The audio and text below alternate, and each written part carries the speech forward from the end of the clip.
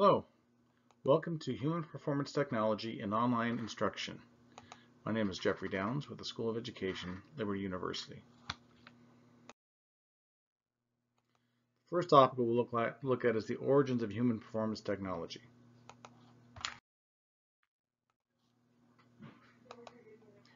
Human performance technology, we'll abbreviate it with HPT, began in the 1960s with the development of instructional technology field, according to Driscoll 2015. Applications for HPT are quite diverse, both in the business application to improve performance and efficiency, as well as in the academic area to improve how people learn. HPT is an evolving topic which changes as society, culture, and technology changes.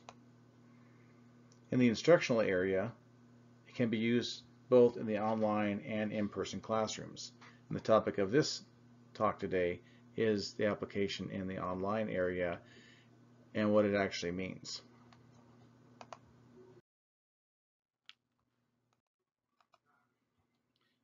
There are a couple of definitions of HPT that I want to look at. One is from Kang in 2017, stated that it's a systematic and systemic set of processes for assessing and analyzing performance gaps and opportunities, planning improvements, designing and developing efficient, effective, and ethically justifiable interventions to close performance gaps or capitalize on opportunities, implementing interventions, and evaluating all levels of results.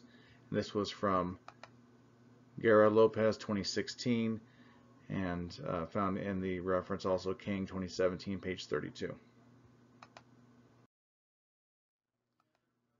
Another definition was from Hopper and Zabrowski in looking at similarities between HPT and other fields. They found HPT as a systematic approach to improving productivity and competence, uses a set of methods and procedures and a strategy for solving problems, for realizing opportunities related to the workplace performance of people. More specifically, it is a process of selection, analysis, design, development, implementation, and evaluation of programs to most cost-effectively influence human behavior and accomplishments. This was found from the ISPI 2017 paragraph 3, their website, as well as Hopper-Zabrowski 2018, page 10.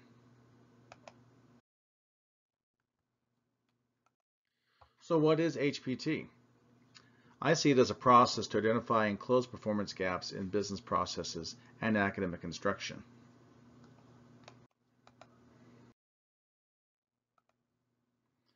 So in comparing the different definitions, both definitions will include the essence of the HPT philosophy. Both are also inspired by the International Society of Performance Improvement, the ISPI, and that second definition by Hopper and Zabrowski came directly from their website. Now, Kang 2017 is an HPT purist who feels the ISPI should be the de facto governing body of all things HPT.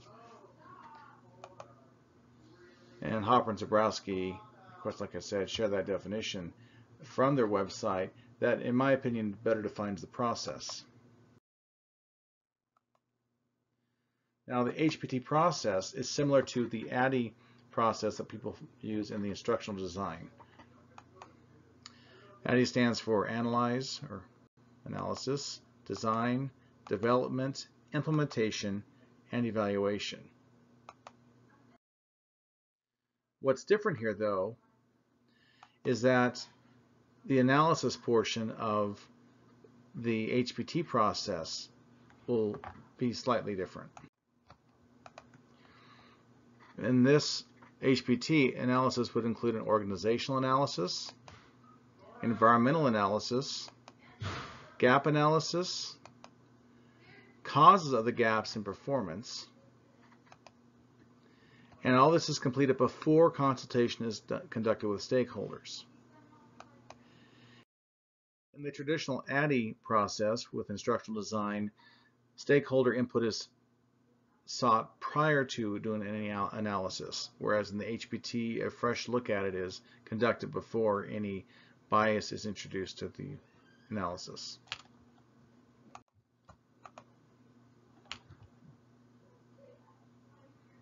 So what is human performance technology? And what I want to focus on here is the technology part.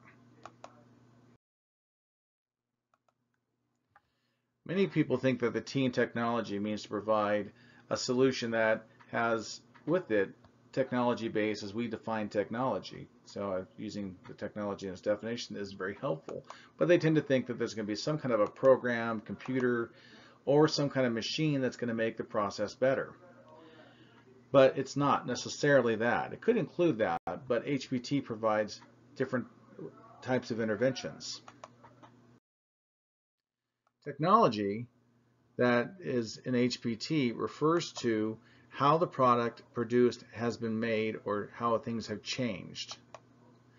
The technology of interest is the way the various professionals and workers do their work to accomplish the organization's top-level goals. That's from Hopper and Zabrowski, 2018, page 10. Different fields view technology in the HPT process differently.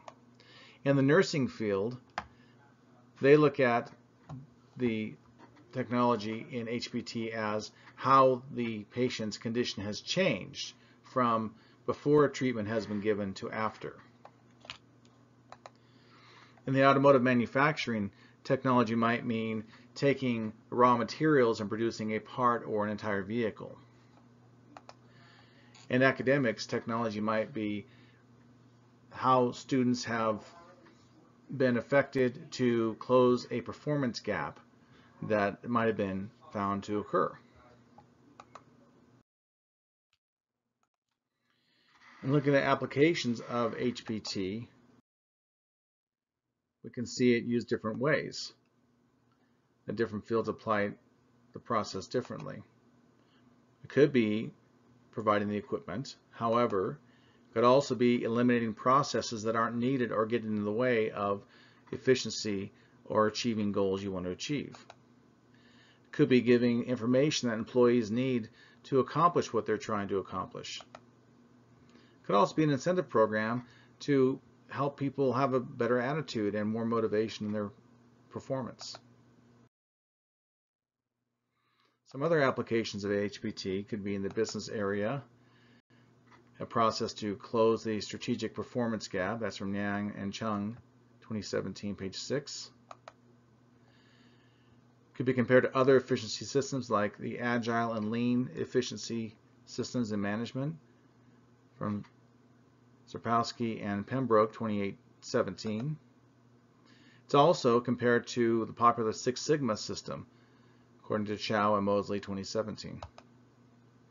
In nursing applications, it's compared to the process that nurses use to evaluate patients to help them get what they need to improve their condition, according to Hopper and Zabrowski, 2018. HPT, though, is alive in instructional analysis as well. It can be used to identify the causes of performance gaps in students caused by administrators, instructors, and even a lack of student resources.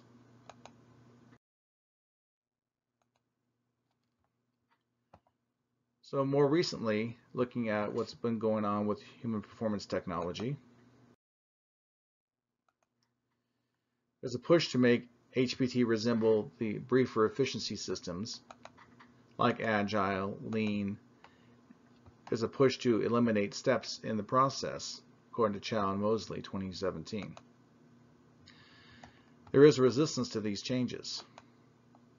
Purists want to maintain the principles of HPT. The desire to create a governing HPT body, and HPT authority would maintain the rigor while managing change. Could also work with newer faculty who are in the HPT field to help them in their research. Kang, 2017, instead of doing this, suggests that keeping the ISPI as the HPT authority is the way we should go. And that seems to be the way things are going since that time frame.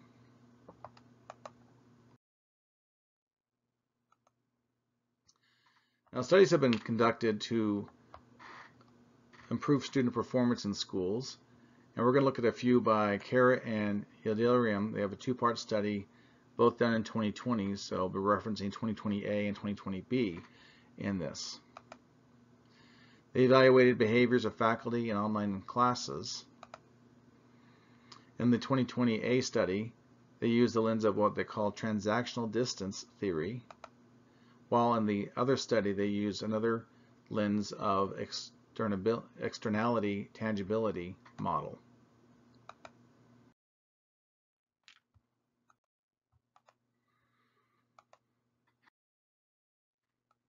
In their study, the 2020A study was a qualitative study that included 58 participants.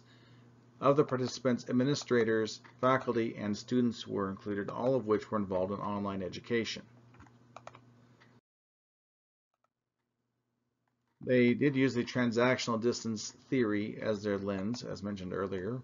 This reviews the way students in distance education courses interact with various elements of the class. So there are four types in the TD. One is student-instructor interactions.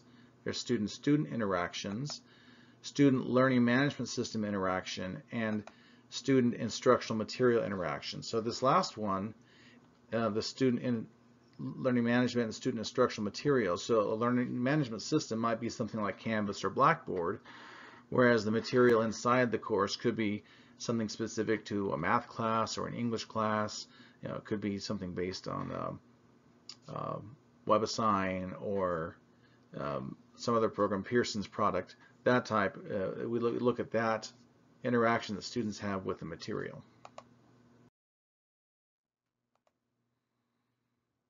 So it was important to mitigate the concern of the isolation that students feel when they are in distance education classes. They need to find ways to improve the student's experience. So two traits were identified as having the biggest impact on students' performance. One was the exchanges between the instructor and the student, and the other would be how the course was built within the learning management system.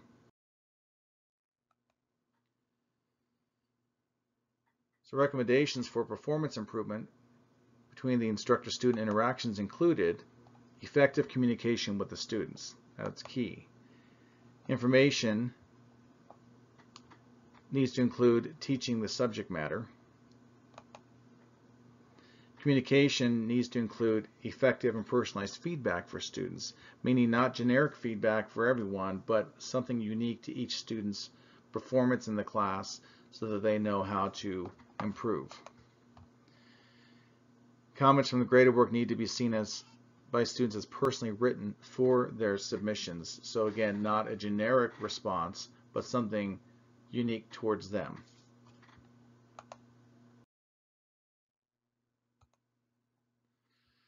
So course design improvements for the learning management system would include instructional materials that can be personalized for a student. So there are a couple of ways to do that. You can use adaptive technology. For example, in a math class, the students could take a pretest, and in the pretest, it'll determine what they know and what they don't know, and their course of study for that class would be tailored for each student uniquely.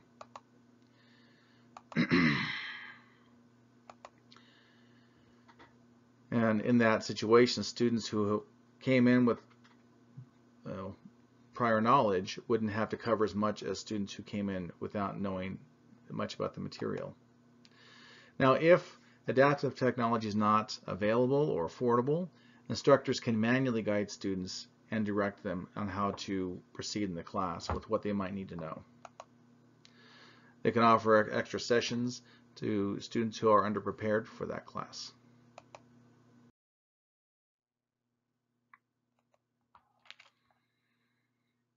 Now, improvements in the student interaction with the material would include content that should be presented in a logical flow. Materials should be easy to find and access. It's real important to embed as much content as possible within the LMS so students aren't required to leave the LMS to go find that material. Sending students to sites like YouTube can be very distracting. So if it's possible, embed the YouTube and Vimeo content within the LMS. And most LMSs have that ability to embed the content and not just provide a link that takes them outside in a separate window. Also, many publishers have content that can be imported into an LMS as a cartridge, and that's really helpful for students as well.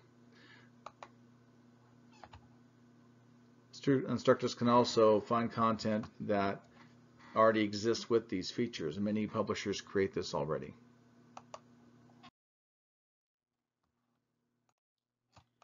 Now we look at student engagement.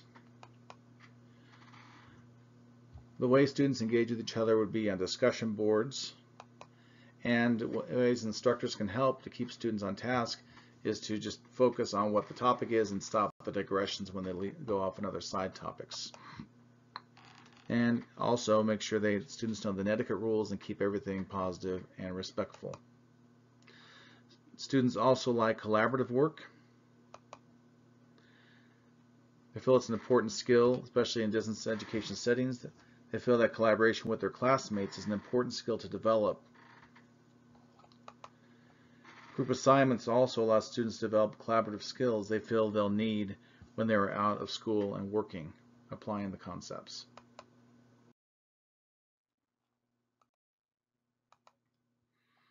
Other findings: roles of instructor. It's very likely an instructor could be a designer for a course, or could be the course facilitator. And being a course facilitator could mean synchronous instruction, which is preferred by the students. It could mean asynchronous instruction, which is not live and is more convenient for more students to attend. It could be develop and manage discussion boards, give prompt feedback on graded assignments, respond to students' emails in a timely manner.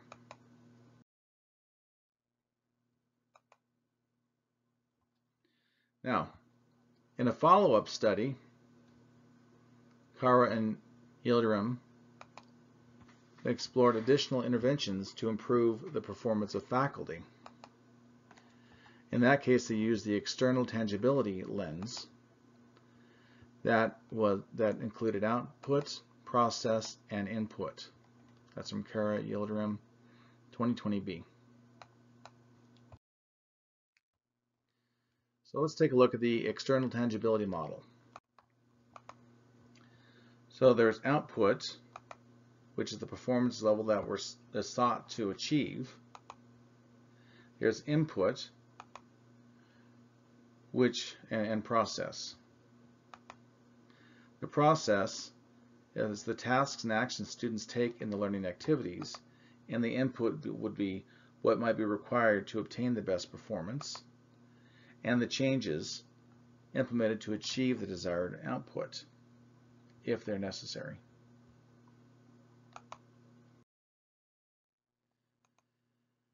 So let's look at details of their study.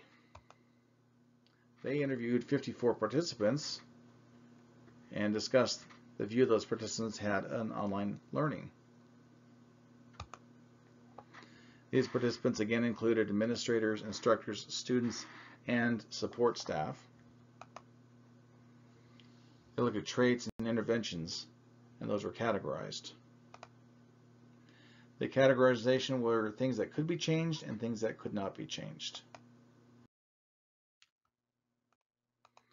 And looking at the things that cannot be changed, these were traits like the innate ability of instructors in the teaching role, characteristics of individuals, attitudes and approaches to the role of instructor, which would be commitment to the requirements of online instruction, the extra demands that are placed upon instructors, being selfless and putting others first, being humble in the way you approach things. These are traits that cannot be taught or improved through any intervention or incentive. It's who the person is. However, there are things that can be changed. Instructor improvements can model the desired behavior during faculty training sessions and modules.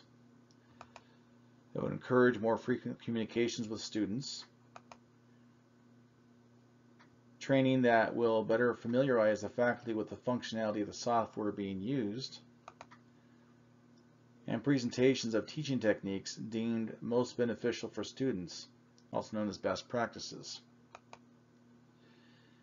This can be shown to instructors by modeling, like I said, through training processes. It's also helpful that institutions ensure that faculty have the technology necessary for online instruction. This, for example, would be computers, accessories, software, course content, and an effective but affordable LMS. And there are many out there.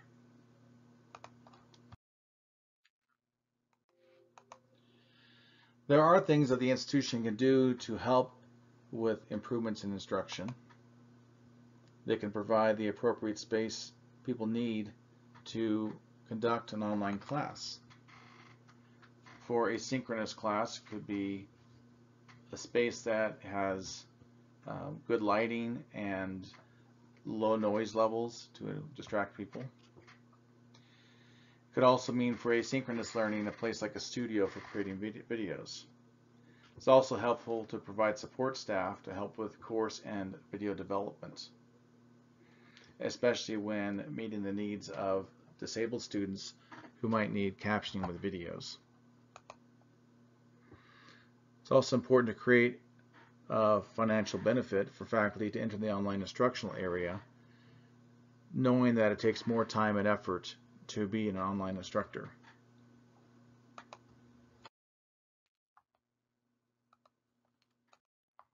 There are some more interventions that could be implemented. Providing more information for faculty. This would be in the form of letting instructors know about any concerns students may have coming into the class, inform instructors about any special needs students and accommodations that need to be implemented, keeping faculty updated on any trends or strategies used at other schools throughout the world.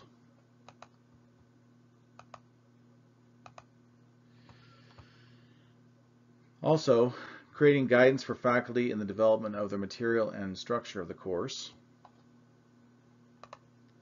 This allows faculty to use a best practice design template, for example, and faculty can apply their subject matter expertise in adding content and conducting the course. So if an LMS is already constructed for instructors, then they're able to use their knowledge to put the material that students will need to learn the course material, and they're not busy doing both.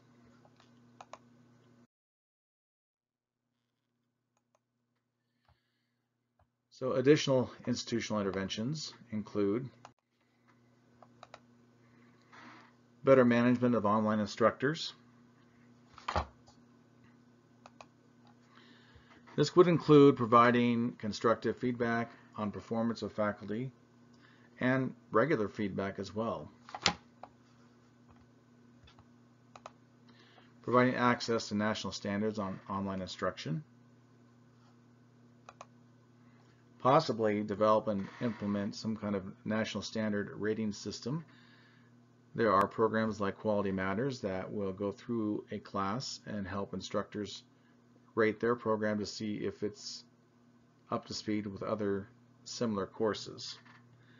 This can be used to evaluate courses that are developed, also ensure the classes are designed and implemented in the most effective manner.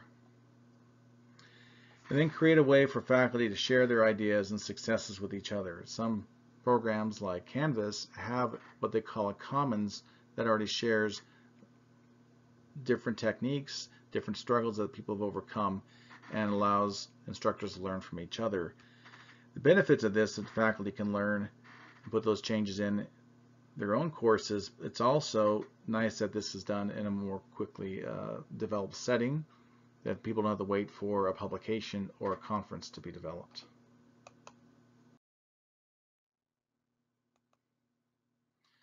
So I want to transition now to another study by Mushtake et al. They had a really interesting study about students in Pakistan. And they were looking at what happened with the students when they were forced to transition to online learning rather rapidly. So this is done in 2021, and this is a very, very current study that looks at the most recent impacts of the COVID-19 pandemic on education. So they noticed many things, quote, obesity, eyesight, sleep deprivation, anxiety, violence, and behavioral problems due to excessive technology use. This is from Mushtake et al. 2021, page 26 of their study. Other concerns they found is that the students had inadequate space to study. They may not have had the materials or the technology, like computers, or access to other features that they might need to be successful. Not all students had reliable and fast internet connections.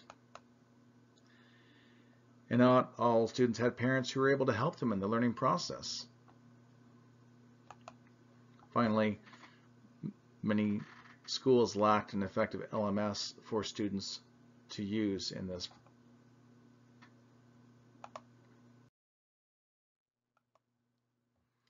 So they found some solutions here that could be implemented for the schools. They noticed that students had a very positive perception of their instructors. And given that, they felt that schools should monopolize or capitalize on this positive relationship to help students in the transition to online learning, especially if it has to happen again.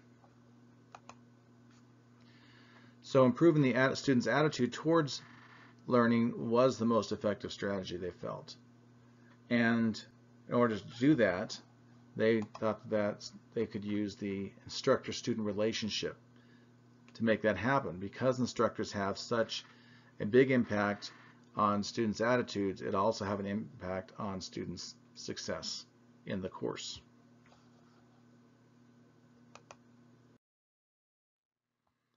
There was another study by Afifi. This study looked at student success in relation to the student participation in online discussion groups. In this study, they surveyed 103 students regarding their experiences in classes that were asynchronous. Now, what they found was students learned better in groups of 5 to 12. These smaller groups helped students feel more connected to each other because they weren't lost in a sea of students. When students were in groups of 32 or more, they were much less engaged because they could sneak off into the background and be anonymous. It was helpful for the instructor to be engaged as well, and that led to students' success in the course. This also helps students with a smaller group size to develop critical thinking skills.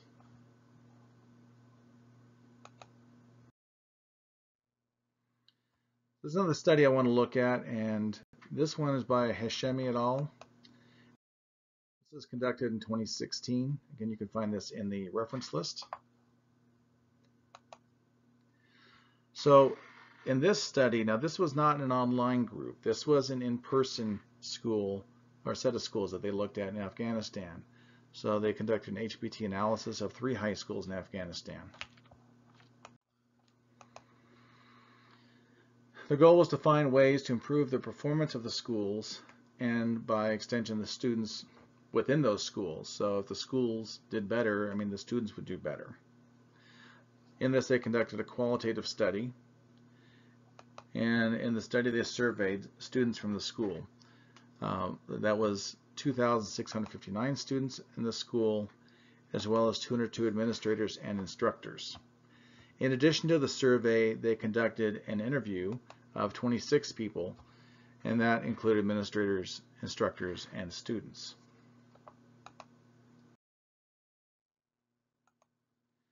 So their findings were also very interesting. They found that administration of the schools and the instruction of the schools, those gaps contributed to the poor performance of students. And their recommendations were: improve the instructor evaluation system or process. Teachers needed to have greater buy-in and motivation. Many of the teachers there are there for, it's just a job. They're there until their time's up for the day and they go home. They needed to get teachers more excited about doing the job.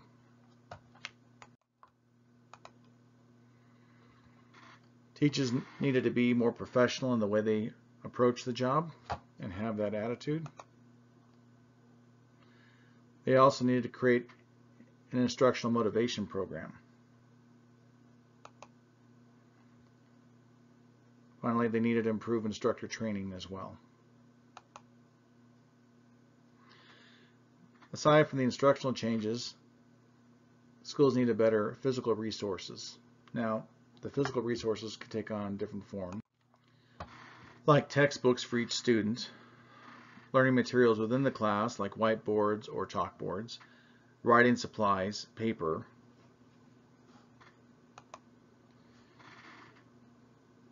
Finally, schools need to be connected to the community better. Schools need to become an integral part of the community such that attendance is seen as a valuable thing and help the community have a better impression of the school and want to participate. For the administrative side, they need to improve leadership skills for principals through training, as well as enable the principals to better manage the instructional teams.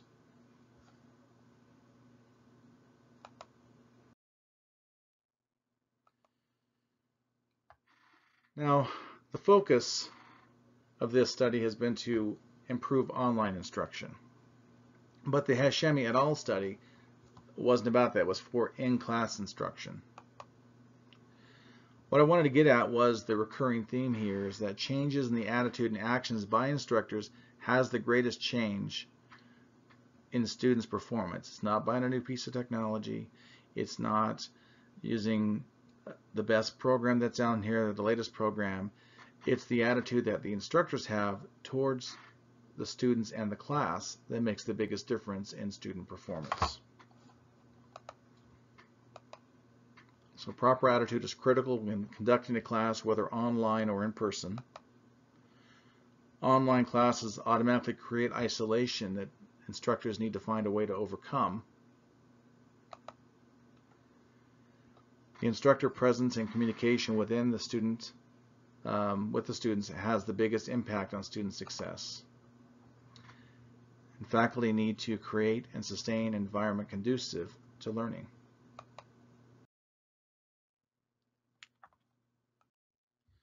So in conclusion,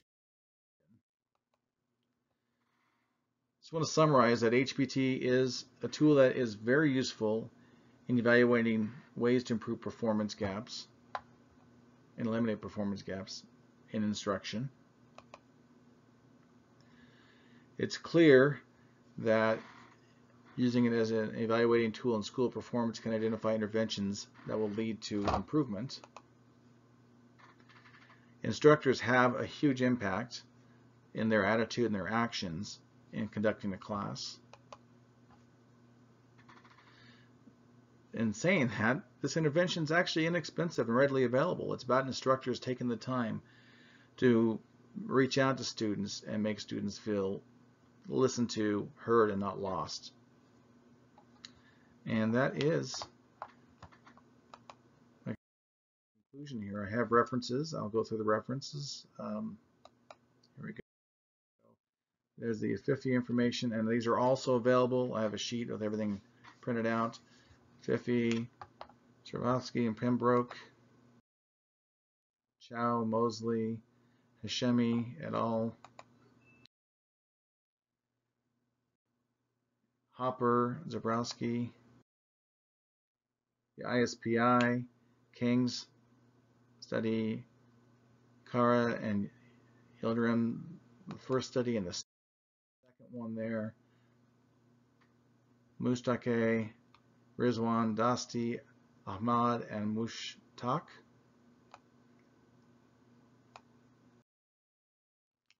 Niang and Chung, the O'Driscoll,